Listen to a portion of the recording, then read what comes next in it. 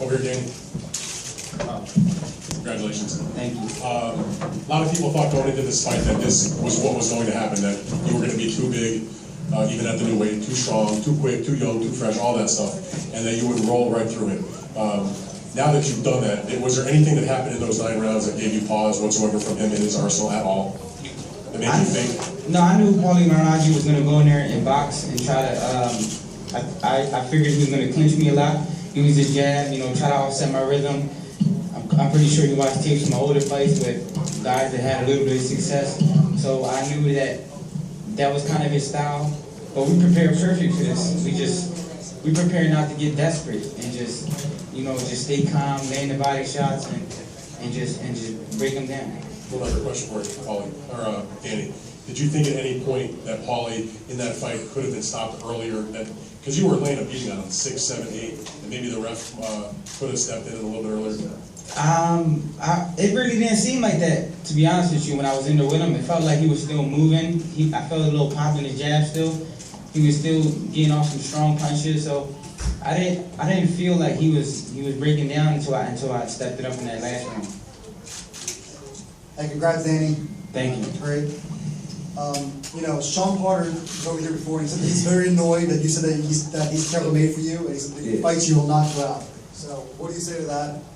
I mean, we got the same manager, but I didn't no harm to him. I just said I got the better style to beat him. That's it. I mean, if he wants to feel butthurt, that's his problem.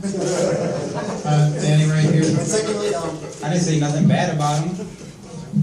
Secondly, your nose seems kind of swollen. Is it? Is it injured? No, he hit me with a headbutt. Yeah, okay. 2 of them actually, right here. Yeah. Is it broken or anything? No, I didn't broken. I could breathe. Danny, early in the fight, it seemed that you were hitting him with a lot of right hands, but then in the middle rounds, did you feel like it was your left that you took control with the body shots, the uppercuts, and even the jab? Yeah, I felt like he was starting to feel that right hand, so he started to get under me. So I tried to come underneath with body shots and just try to back him up with the jab. And I just had to stay calm and follow the game plan and just don't get desperate. And that's exactly what we did tonight. Danny, you had said before the fight that trying to make 140 for the last 2 years, really drained you. You didn't have the snap and the punches. These extra 7 pounds or almost 7 pounds. How much does that help going forward? To getting back to where you were. Man, I feel great. This is the first training camp where, we went hard. We just went hard for 8 weeks straight. I never felt weak. We put the road work in, we put the conditioning in. We were able to think, cut the ring, use the jab, and the game plan we executed perfect tonight. We did everything we worked on. Chasing the chickens, everything just came to life today. Danny, what's up, man? Andy Emilio, Yes News. When you gave Paulie his moral victory lap, did you kind of already know that you had effectively ended his career and pretty much made him retire? Do you know that was that, or was that just you being a class act and showing love? Boxing, at the end of the day, it's about, we hate each other, but it's about feeding each other's family. And, Paulie's faced a lot of great champions, and when he hugged me, he said, "I'm done." So I just walked him around the ring.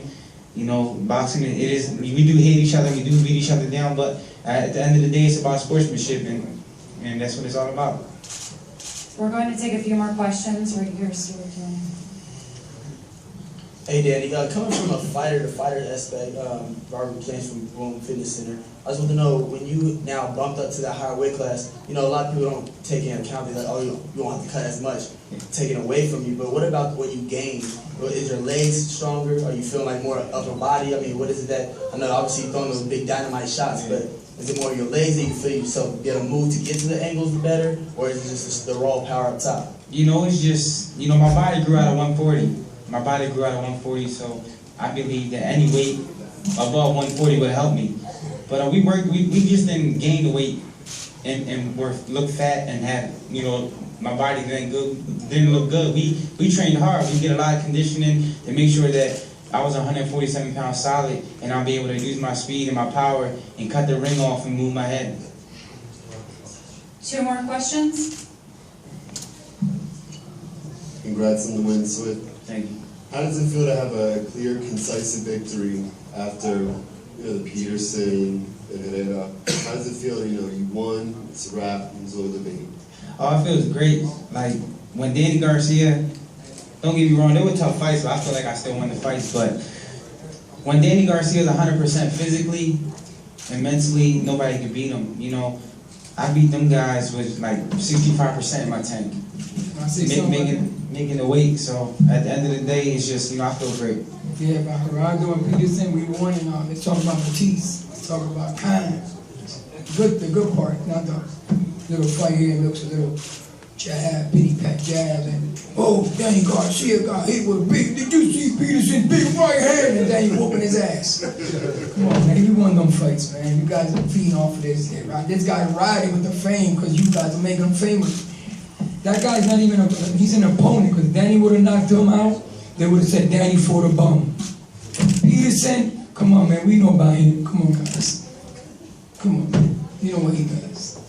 Let's leave it at that. He's still beat him. 20 pounds overweight. And he ran like a chicken. That's why we did the chicken coop down. We got chicken in my house.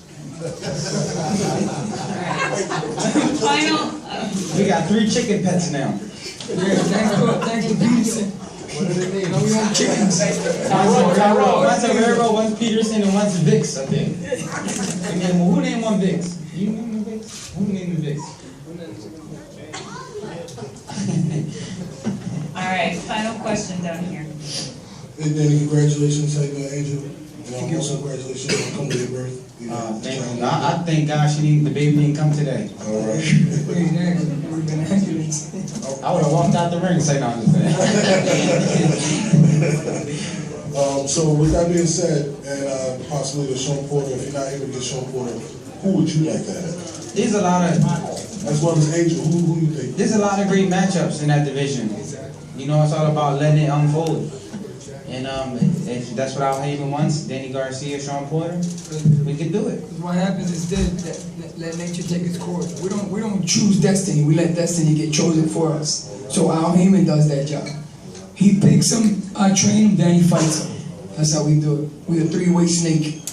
You know what I mean? Listen. You got Al Heyman the brain. Them other guys out there hating on Al, they pinky. You know pinky in the brain? They're pinky. They're pinky in the brain. Al Heyman's the brain. They're the pinky. You know what I mean? Hey, pinky, you gonna get hurt? No, brain. Trying to take over the world. We're taking over boxing.